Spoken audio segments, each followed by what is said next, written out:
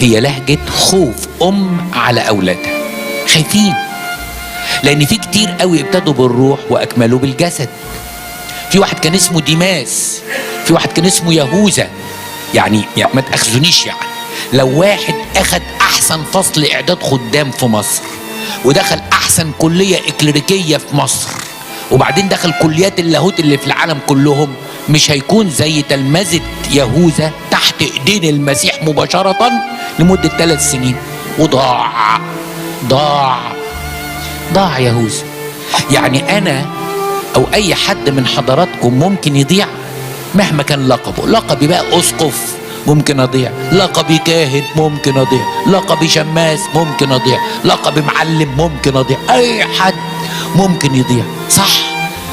علشان كده عاوزين نفهم يعني ايه سهر روحي، وعاوزين نفهم نسهر على ايه وازاي.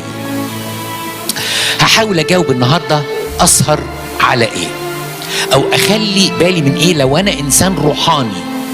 احنا في حاجات بالفطره بنخلي بالنا منها قوي. الفلوس مثلا، اللي عنده فلوس كتير وحاططها في البنك يقول لك بقت 18%، بيع ابو 15 وحط في 18، وبيع ابو 11 وحط في 18. هنخسر ولا نكسب؟ هنكسب ولا نخسر؟ نفهم فلوس. واللي على قده قوي وبيعد ايام الشهر بالساعه امتى يخلصوا، تلاقي كل يوم يطلع ويفتح الدرج ويعد فاضل كام جنيه وهيفاضل كام يوم. ففي حاجات مش عارف بالفطره وبالغريزه كده بنخلي بالنا منها قوي. اهم من كل ده ايه؟ حياتي الابديه. وعشان كده اول حاجه اسهر عليها هي حياتي، خلاصي انا. تمموا خلاصكم، تمم خلاصك. يعني ايه الكلام ده؟ بصراحه يا جماعه اتفقنا ان يهوذا اتزحلق، مش كده؟ وديماس اتزحلق، وداود اللي كان بيصحى 3 الصبح عشان يقول سبقت عيني وقت السحر لقتله في جميع أقوالك، اتزحلق وعمل أسوأ خطيتين ممكن إنسان يعمله: الزنا والقتل. القتل بصورة غير مباشرة يعني. يا خبر أبيض، داود حصل كده؟ إذا كان العمالقة دول اتزحلقوا، طب أنا بقى الضعيف ممكن اتزحلق ولا مش ممكن؟ هتزحلق ممكن لو انا ما خدتش بالي. فاول حاجه اسهر عليها انا خلاصي. يعني ايه اسهر على خلاصي؟ ما تقول لنا كلام يا ابونا.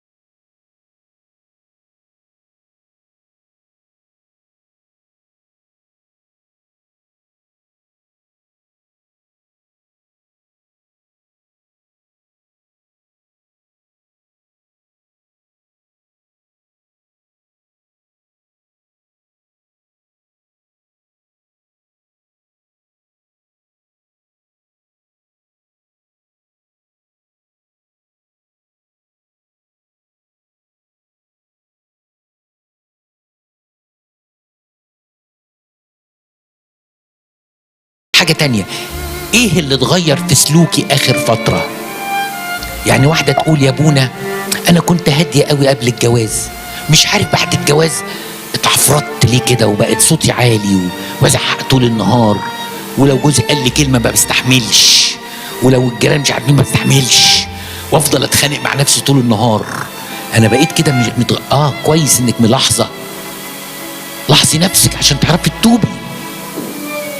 فالواحد يخلي باله من تصرفاته، يخلي باله من وهو برضه بيخلي باله ويسهر نفسه، يخلي باله من اول تنازل، لان التنازل الاول هو اخطر التنازلات. كانت عندي جدتي كده الله يرحمها، كانت عندها في البيت، كانت طول ما هي قاعده عندنا تعمل لنا بلوفرات يسموها جيرس، كانوا يشتغلوا تريكور زمان يعملوا لنا جيرسات كده. فطول ما هي قاعده عندها 15 20 كوره تخلصهم، تخلص البلوفر تعمل لاختي، تعمل لاختي، بعدين ترجع لي انا وتغير لنا في الالوان. وبعدين كنت الاحظ حاجه كده، تقولي هعيد السطرين دول تاني، سطرين يعني سطرين تريكو. فقول لها يا تيتا ليه؟ بتقول لي شايف الخرم ده غرزه فلتت، غرزه فلتت. اقول لها ما تكملي مش هتبان، ده احنا كده كده بنلبسها تحت المرياله ولا تحت ايام كان في حاجه اسمها مرياله زمان، ما تعرفوهاش انتوا. المهم يعني بنلبسها تحت المرياله فما بتبانش يعني. تقول لي لا، انت عارف الغرزه الواحده دي تعمل ايه؟ تكر البلوفر كله او تكر الجيرس كله. الستات الكبار هتفهمني، بس ما حدش فيكم كبير، كلكم صغيرين عارفه. اوكي، معنى كده ايه؟ ان الانسان يخلي باله من اول تنازل تنازله، لان التنازل الاولاني ضميري بيتعبني فيه قوي، التنازل الثاني ضميري بيتعبني نص نص، التنازل الثالث بقوله يعني ما كله بيعمل كده، جت من كذبه يعني، ده الواحد قال الحق مش هاكل عيش في البلد دي. فخلي بالك، اسهر عليك، على خلاصك، على اللي بيتغير في حياتك. دي نمره واحد. نمرة 2، تاني حاجة تسهر عليها ايه؟ في آية في سفر نشيد الأنشاد بتقول خذوا لنا خذوا لنا الثعالب الصغيرة المفسدة للكروم. يعني ايه الثعالب الصغيرة المفسدة للكروم؟ في حاجات واضحة، خطية كذب، خطية شهوة، خطية طمع، خطية شتيمة، دي واضحة مش كده؟ لكن الثعلب، انتوا عارفين ليه الكتاب المقدس استخدم كلمه تعب؟ حد شاف الثعلب الصغير؟ الثعلب الصغير ده اللي لسه مولود عامل زي الكلب اللولو وكله فرو كده، شكله جميل جميل جميل. فاللي يحصل ايه من الثعلب الصغير؟ احكي لكم. كان في مزارع زمان فيها ثعالب، فالثعلب الصغير ده قد كده قد كده، قد القطه كده الصغيره، يروح حافر وداخل من تحت السلك ويكبر. وبعدين الفلاحين يقولوا لصاحب الكرمه ده في ثعلب صغير، يبص يلاقي شكله حلو قوي قوي، يقول لك يعني ده يوم ما هياكل ايه؟ سيبوه، حرام، ده شكله حلو. الثعلب يكبر شويه يصفر، يجيب ثعلبه تخش له من تحت الجحر. 6 اشهر في 6 اشهر في 6 اشهر يبقوا 40 ثعلب. يجي الراجل تاني سنه يبص على المحصول، يلاقي المحصول كله ايه؟ اتاكل، لانه ربى ايه؟ فالثعلب ناعم ما تحسوش، لكن خطيه كبيره. يعني مثلا احنا اتفقنا الشتيمه باينه مش كده؟ الحلفان باين، الشهوه باينه، دي مش هي دي الثعالب. عارف الثعالب ايه؟ ثعلب كده رقيق قوي اسمه كمان شويه. صليت كمان شويه، هتفتقد يا ابونا؟ لا كمان شويه. طب وشويه دي هتيجي امتى؟ ما اقول لك كمان شويه. طيب يعني يعني كمان شويه، كمان شويه، وممكن انا اموت قبل ما الشويه تيجي، يبقى انا رحت ايه؟ في داهيه. اهو دي خطيه محدش حاسس انها وحشه قوي. يقول لك الواحد مش عارف ماله كسلان ليه. انت عارف كلمه كسلان دي تودي في داهيه؟ مدخل لكل الشهوات. كسلان وبتاكل تلاقي الشهوات كلها حربتك. ثعلب تاني صغير اسمه ايه؟ لقمة العيش. ثعلب تاني صغير اسمه لقمة العيش. تقول له انت بتصلي يا فلان؟ يقول لك ربنا العالم انا طول النهار رافع قلبي لربنا. يا سلام، من الاباء السواح. يا ضلالي، طول النهار بتصلي؟ ده مين ده اللي وصل للدرجه دي؟ انا قلبي من ربنا. لا، بقول له وقفه محدده، يعني تقول صلاه الشكر الحمد لله لك عظيم رحمتك، ان شاء الله تقول مزمور، ان شاء الله تقول قدوس، انت واب اعترافك. يعني يقول لي صدقني ما الاقي وقت، لقمه العيش صعبه قوي يا ابونا. شاف ده الزيت شفته بكام؟ السكر شفته بكام؟ دي بكام؟ ده بيقول لك المانيا ما فيهاش زيت. طب الحمد لله احنا عندنا زيت. انت عارف هم المانيا ليه؟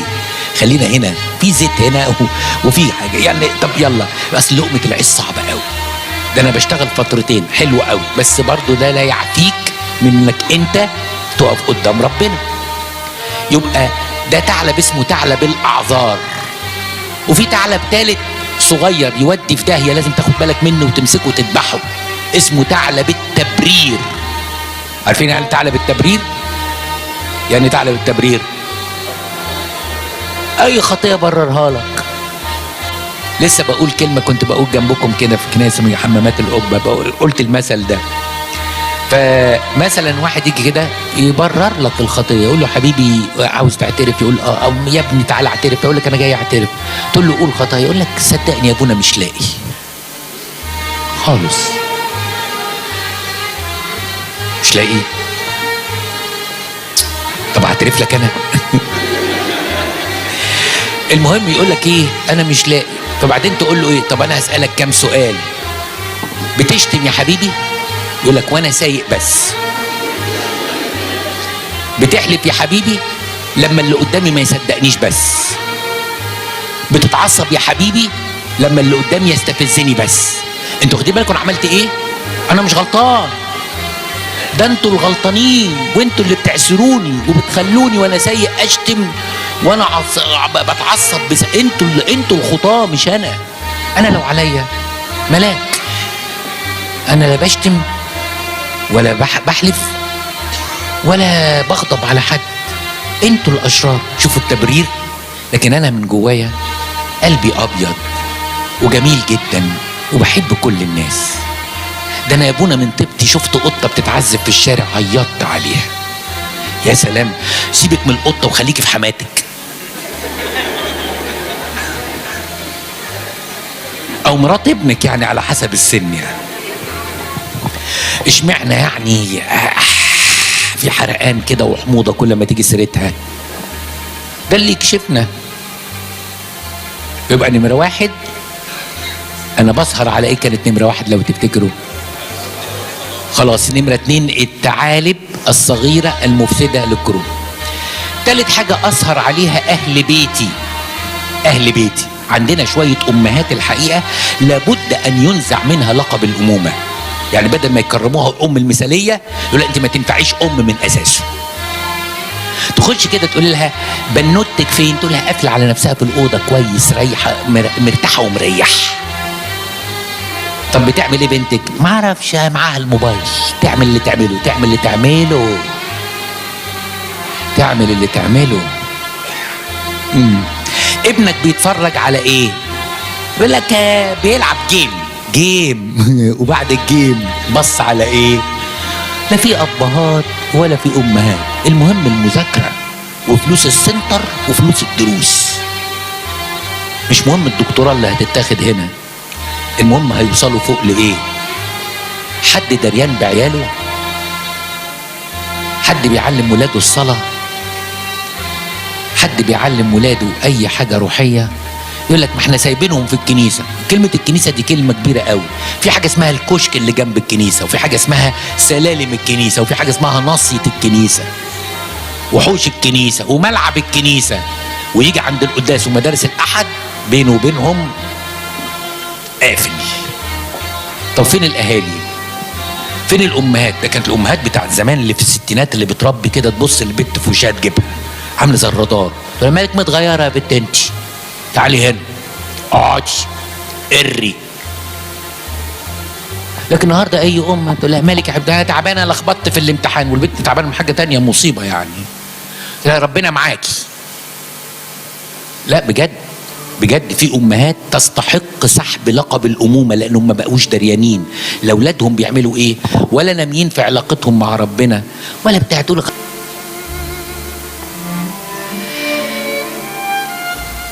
فرحت لامي بقول لها اعفيني بكره من مدرس الاحد الصبح لان مش مذاكر، عندي امتحان عربي يوم السبت. ابويا كان شديد يعني، طيب قوي بس شديد قوي زي الناس بتوع زمان يعني.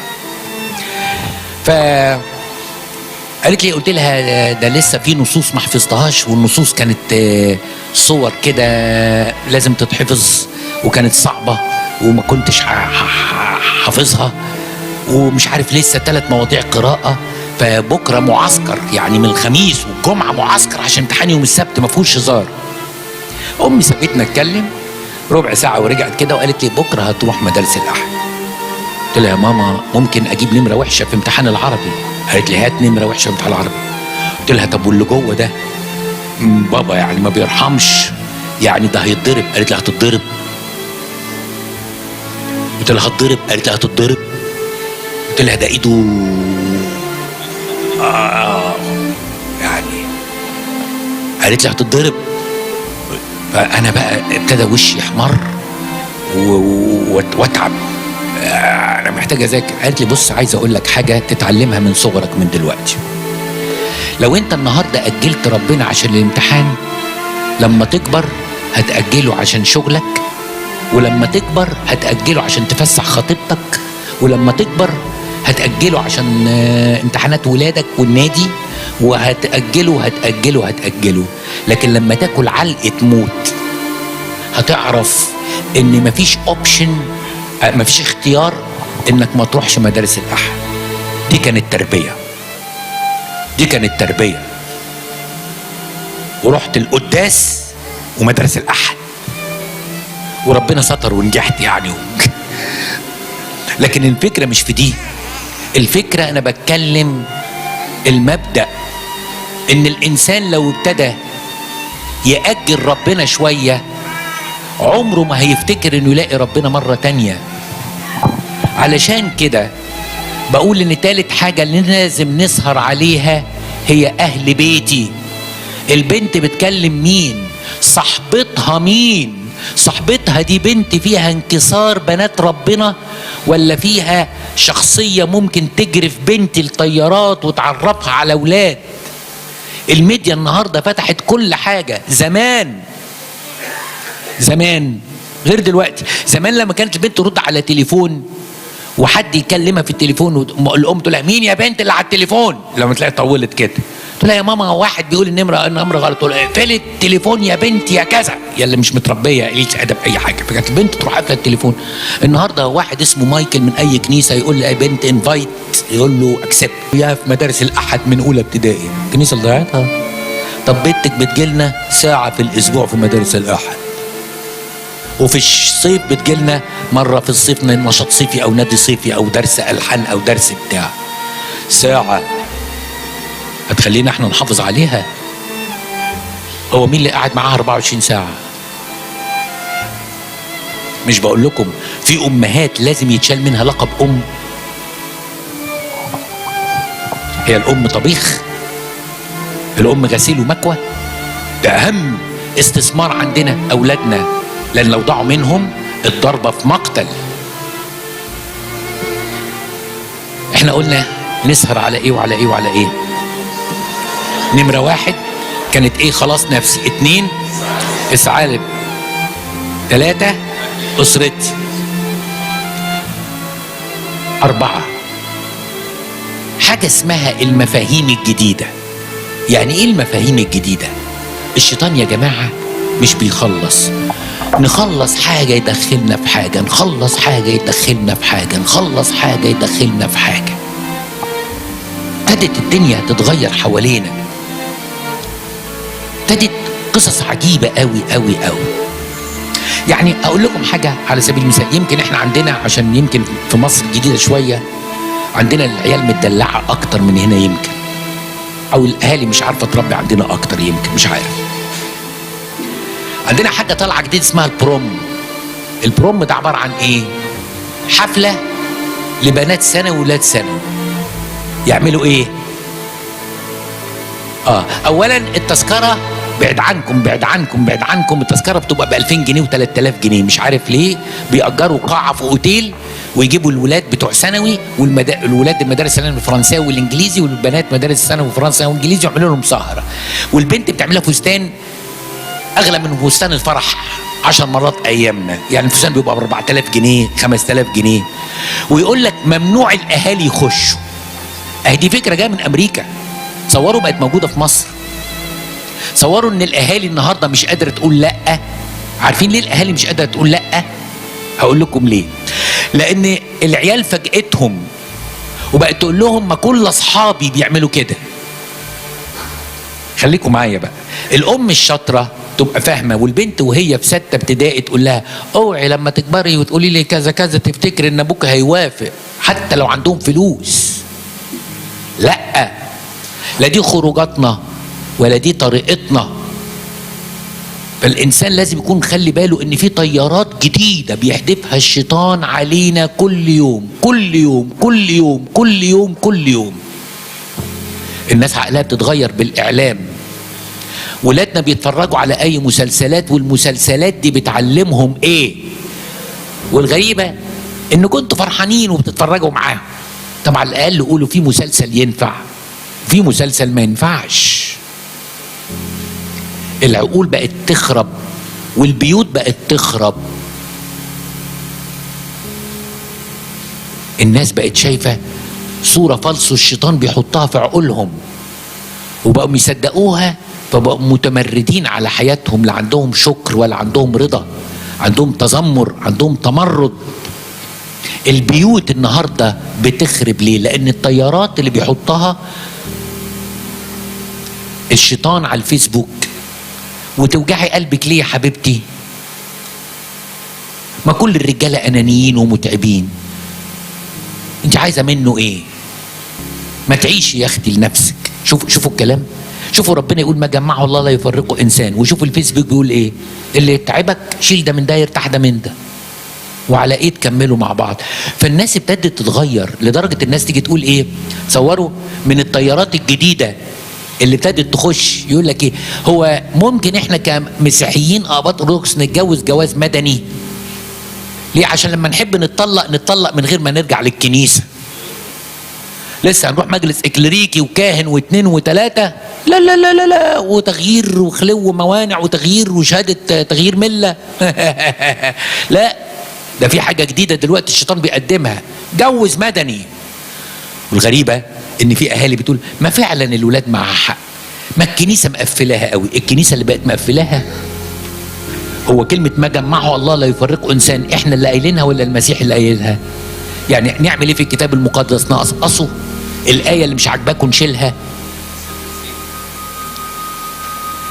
عرفتوا ليه المسيح بيقول اسهروا؟ عرفتوا ليه المسيح بيقول استعدوا؟ لأن في تعالب وخلاصك ممكن يضيع منك، وفي أفكار جديدة الشيطان بيحطها وطيارات جديدة، وأهل بيتك ممكن يضيعوا منك. كل ده يخلينا واخدين بالنا مصحصحين. بصراحة يا جماعة الكنيسة بتوري الطريق، لكن البيت هو اللي بيربي. الأم هي اللي بتخلي بالها من جوزها ومن أولادها. أرجوكم، الزمن اللي احنا فيه زمن مر على مستوى العالم كله. يعني أنا عندي بنت بتعترف عندي من أمريكا، بتقول لي يا ابونا الحاجات اتضربت في 2، الأسعار اتضربت في 2، البنزين غلي قوي، بدل ما كان ب$3 الجالون بقى وصل لغاية $5.50. كل حاجة غالية. ده في أمريكا بيشتكوا. وواضح إن احنا مش دولة غنية زي أمريكا يعني. فأكيد الأيام الجاية ممكن تكون أيام صعبة، وزي ما انتم شايفين حرب بين بلدين ملناش دعوة بيهم مأثرة فينا قد إيه. صح ولا مش صح؟ فالحل الوحيد إن احنا نمسك في المسيح. مفيش اسم غيره أعطي بين الناس به ينبغي أن نخلص غير اسم يسوع المسيح. فكل قرايات 3 البصخة دي في الليلة دي، النهاردة ليلة الأربع، بتتكلم على إيه؟ السهر واليقظة. اسهروا وتيقظوا. ربنا يديني ويديكم الروح دي علشان نفرح مع بعض بالمسيح في السماء. لإلهنا كل مجد وكرامة الآن وإلى الأبد آمين.